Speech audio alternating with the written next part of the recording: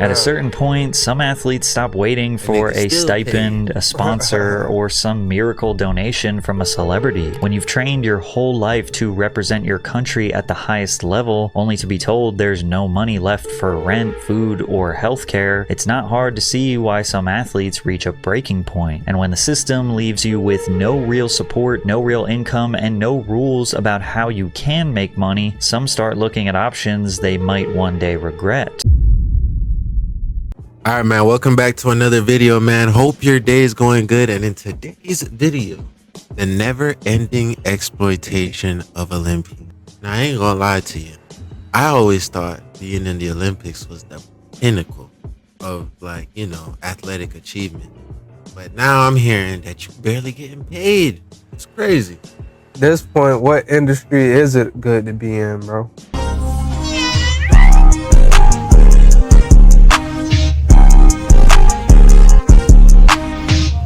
When I was a kid, Olympians were living proof that hard work and discipline could earn you the world's respect. Today, we have Olympians twerking on the world's largest stage so they can get a boost in OF subscribers. Countless Olympic caliber athletes are resorting to softcore adult content to fatten their bank accounts. It's gotten so bad that British canoeist Kurt Rosentals has been suspended due to his edgy videos. And while some have accused these athletes of selling their soul, there is some complicated nuance to consider. The financial reality of being an Olympic athlete in most countries is, quite frankly, embarrassing, which results in many of them working regular part-time jobs in addition to training and competing at the highest level. I feel like I am one of the best in America, so if I can do that while I'm at one point working 2 jobs and DoorDash and everything like that, then I can imagine what I can do if I didn't have to do it. There's times where I don't even have money in my bank account. Today we are going to dive into the broken economics of the Olympics, why athletes are resorting to selling their bodies, the good stories, the horror stories, and the deeply uncomfortable truth about where our society is headed. There's something special about the Olympics that just doesn't exist for regular professional sports. Across nearly all countries and cultures, the Olympics are highly respected, and they are considered to be the highest echelon of human performance. Therefore, winning a medal means you've trained harder and outcompeted everyone else on Earth. Even superstar athletes that make boatloads of money in their respective leagues express wanting to compete on the world stage, not just to prove themselves against global competitors, but because the games are about representing your country with pride. Describe what keeps you coming back and making sure that you're a part of Team USA every year.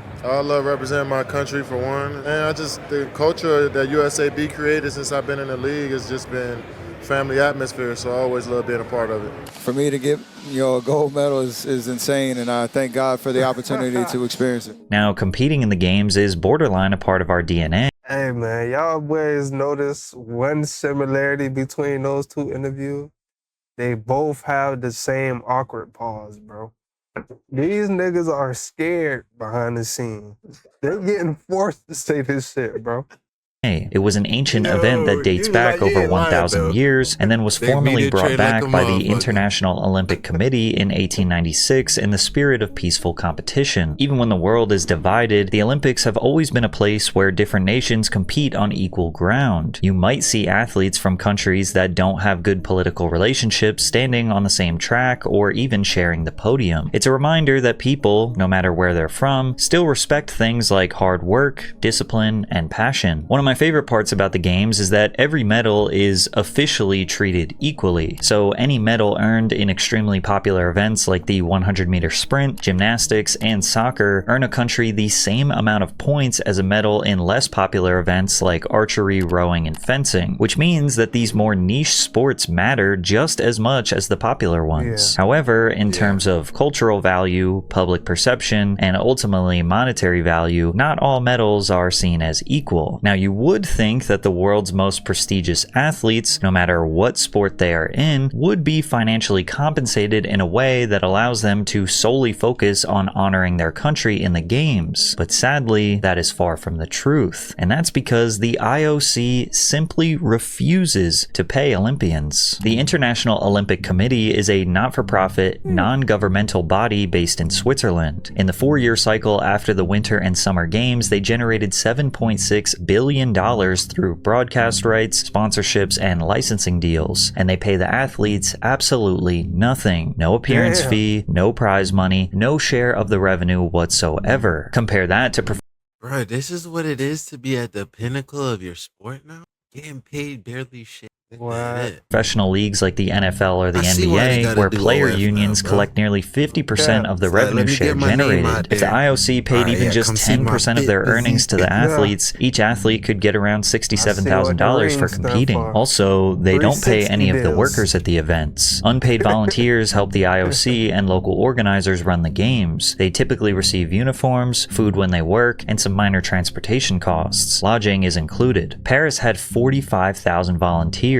If they paid the workers minimum wage, that would cost around $100 million, less than 1% of their total revenue generated. So that kind of begs the question, what exactly does the IOC spend all that money on? Well, they claim that they, quote, redistribute 90% of their revenue. But what does redistribution These niggas be mean? lying, Surely they boy. aren't What? redistributing that money into the pockets of oligarchs around the world, right? Well, their accounting records seem strategically vague. They say that they pay $40 million in cultural and heritage costs, $190 million in central operating and administrative costs, $46 million to the promotion of the Olympic movement, $54 million in IOC operations, and my favorite, $46 million goes to special projects. And these are just a few examples of what seems to be an endless list of extremely vague expenditures in the tens of millions of dollars. So which of these expenditures count as redistribution, and what do they even mean by redistribution? I don't know, but we know for a fact that $0 is redistributed to the athletes. That is actually up for the country of the athlete's origin to take care of. You may know that every country will pay its athletes for winning a gold, silver, or bronze medal, but the difference in pay country by country will shock you. According to CNBC, gold medalists from Hong Kong were paid $768,000, silver medalists were paid $384,000, and bronze medalists were paid $192,000. actually The country of pretty good. Singapore has a very similar payout structure, and these are amounts Yo, that so allow that these means athletes to America train, gotta live be comfortably paying, for right? years, and maybe even save for the future. know. However, there is a significant drop in pay from the second highest to the third highest, with Like this. Indonesia paying $300,000 for gold, $150,000 for silver, and $60,000 for bronze. These are still solid Damn. payouts, but shockingly, the United States offers some of the lowest pay for winning. Yeah. $38,000 for gold, $23,000 for No. silver, and $15,000 for bronze. Mind you, this is Bro. only paid out to the Bro. athlete. Bro, that's criminal. Dog. That's criminal. And this is why, bro, y'all, you gotta understand. It is more important now to brand yourself, because working for these businesses, these corporations, bro, this shit never pays off because they have a bottom line.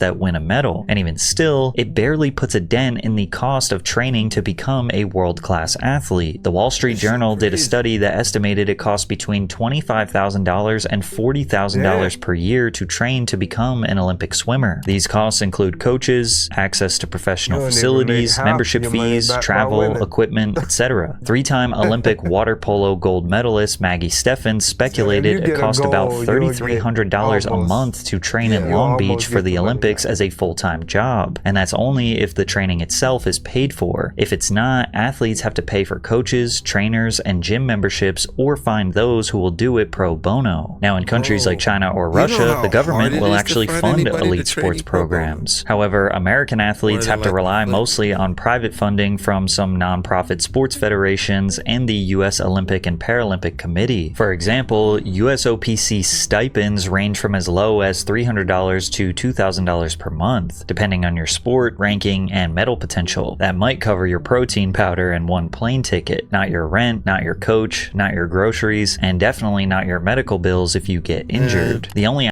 Y'all boys, eggs is damn near $12. Niggas is not affording the protein and the necessary nutrients and going to training. That's why OF is the option. Yeah. I gotta rack in the bread. What? I athletes who understand don't it struggle now. with funding are I'm not those mad who at received y'all. scholarships to universities with unlimited access to world-class Spending all that money on your body. Gotta pay out somehow.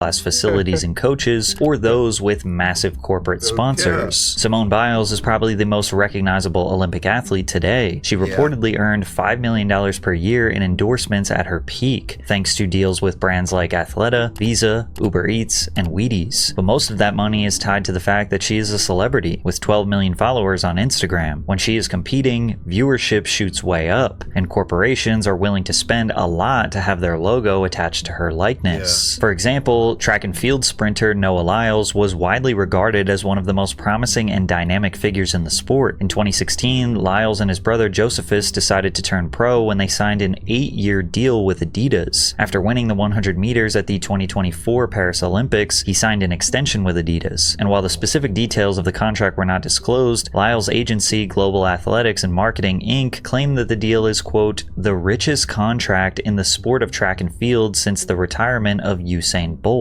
So winning a medal might help you out, but if you're not in a very popular sport or you don't have a social media presence, your chances of securing major sponsors are slim. A gold medal in judo doesn't sell cereal boxes the same way gymnastics or swimming might. And even if one of these lesser known athletes was able to secure a smaller sponsor by, let's say, like a local bank or a landscaper or some rich person in their local community, they couldn't even promote their sponsors during the Olympics due to IOC Rule 40, which restricts non-official Olympic sponsors from being mentioned by athletes during the games. So with a fundamentally broken business model, extremely high costs to be an athlete, and no way of securing funding, the only thing left to do for them is to get a job. 3-time medal-winning swimmer Nick Fink, 3x3 basketball player Canyon Barry, and rock climber Jesse Grouper all worked as engineers while training, which is an honorable career. But not everyone can find a salary job that covers all basic needs. American boxer Morel McCain said she worked several paid-by-the-hour flexible jobs. She tried being a birthday party clown, a daycare supervisor, and a mailroom worker to fund her Olympic journey. The IOC...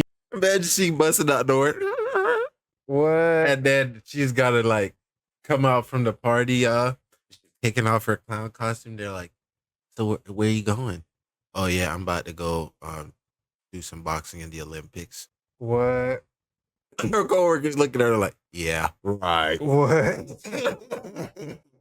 He even funded a day-in-the-life docuseries called Day Jobs, where the description of the series says, behind the glitz and glamour of the games, many world-class athletes must work around the clock to fund their Olympic dream. They shared the stories of Olympians who were also doctors, dentists, math teachers, firefighters. These are extremely honorable men and women, but I find this so slimy. The Olympic Committee could literally just pay these athletes. Like, this docuseries doesn't need to exist if they just got paid. But instead, they're throwing a camera in their face and saying, oh, this must be so hard for you to fund this dream. And the ironic part about it is that this feel-good documentary will probably make enough money in advertiser revenue that could pay for all of these Olympians' full-time salaries tenfold. Many Olympians just set up GoFundMes. Badminton player Jenny Zhai got nearly $22,000. Table tennis player Kanak Jha raised over $30,000. But even relying on the kindness of others is extremely exhausting. As you can imagine, many Olympians get fed up and it becomes difficult to suppress those emotions. American discus thrower Veronica Fraley tweeted, I compete in the Olympic Games tomorrow and I can't even pay my rent. My school only sent about 75% of my rent while they pay football players who haven't won anything enough to buy new cars and houses. The tweet went viral and hours later her rent was paid by rapper Flava Flav and Reddit's co-founder Alexis Ohanian, who sent the athlete thousands of dollars.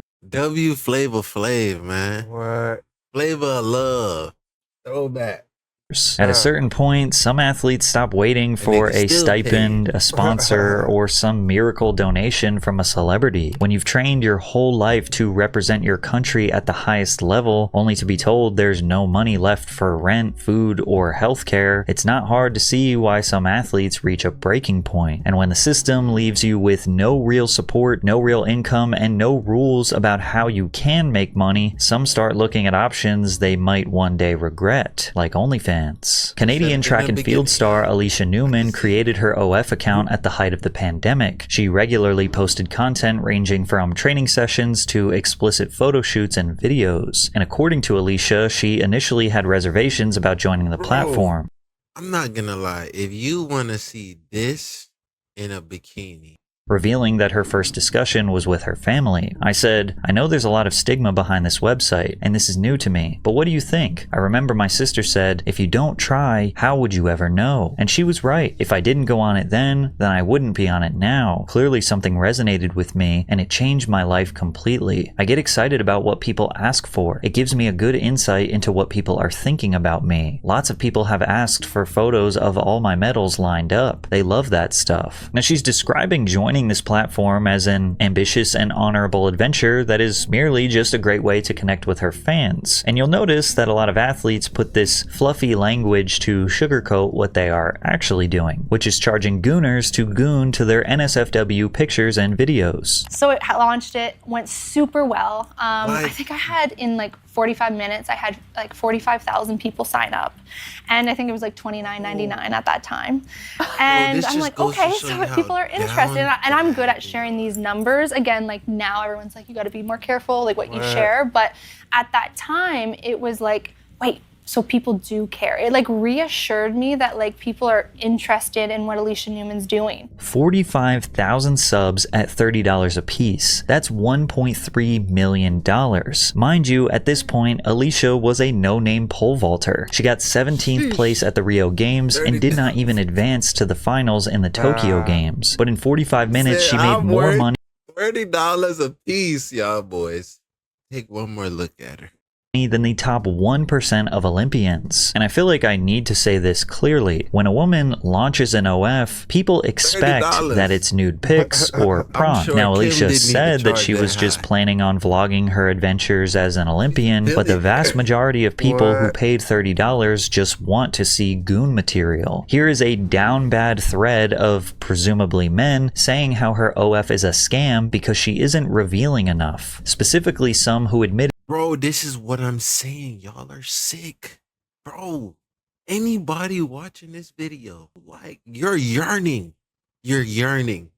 I'm talking about you can't wait to in this kind of position and she's not even showing nothing. You're paying too? Bro, just tell God you were dealt the worst hand. to paying $200 for VIP access to see more. And yeah, Alicia may have started this with good intentions. Maybe she did just want to connect with her fans and post a little behind the scenes content and maybe, you know, an explicit photo here and there. But the reality is the demand skews heavily towards adult content on that site. And when thousands of people are tipping extra for more skin, you get to a point where you have to satisfy those paying customers, or they start canceling their subscriptions, and then you have to market your platform to get new customers. OF is not just a side hustle anymore, it starts to reshape their behavior. And after Alicia won the bronze medal in the pole vault at the 2024 Games, she celebrated by twerking on the world stage. Good.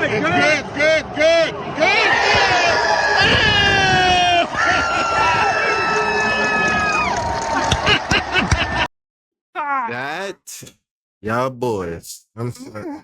Please, y'all boys, we need to go get her a vacation.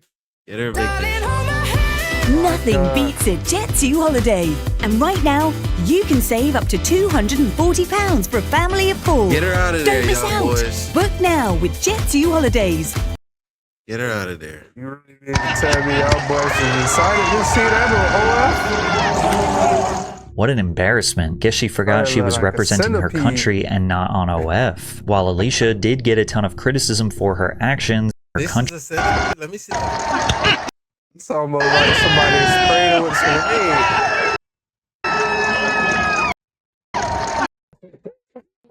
Go on OF. While Alicia did get a ton of criticism for her actions, she even admitted that her intentions going into the games were to grow her subs. She said, "I felt that, with or without the medal, getting the exposure on the worldwide stage would give me an additional fan base." And she was right. She said that her OF subscribers exploded after this moment. Oh, for sure. Like, a lot, like 10 times more than what I've had on before. Sure.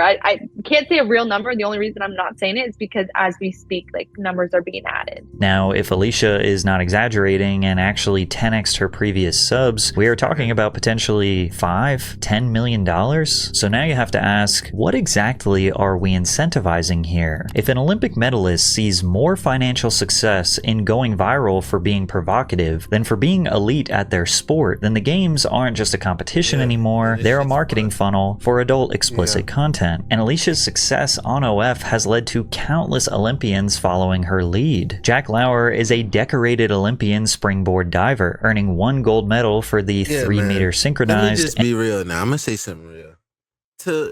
I know the Federation of the Olympics, more than likely. If you want people to have decorum, you don't want these type of people. The difference that separate high class society and middle class is middle class society. They spinge on they try to cut corners on. And what does that end up doing? It attracts more, lower class or low intelligent individual. It draws them into your functions. It causes those what we see, those ghetto fatigue situations. And so that's like, even right now, bro, you're trying to you think the Olympics needs to be high class, rich class, society level stuff, then you got to pay these guys to do the OF. You don't want to draw in the OF people. That's what I'm saying. Like, you can't just put rules on them now. It's damn near too late.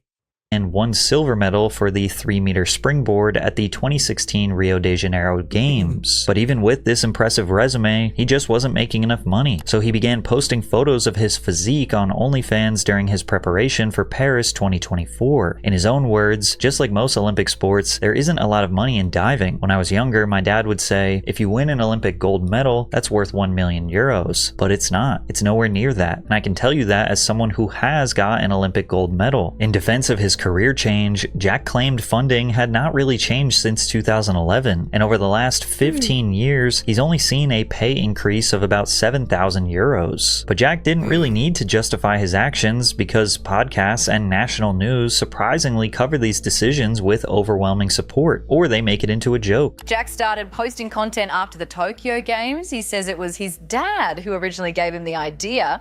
He doesn't post any nude content, which seems like an oversight because divers, very fit. Also, they're known for their smooth entry and minimal splash, so... I ain't gonna lie.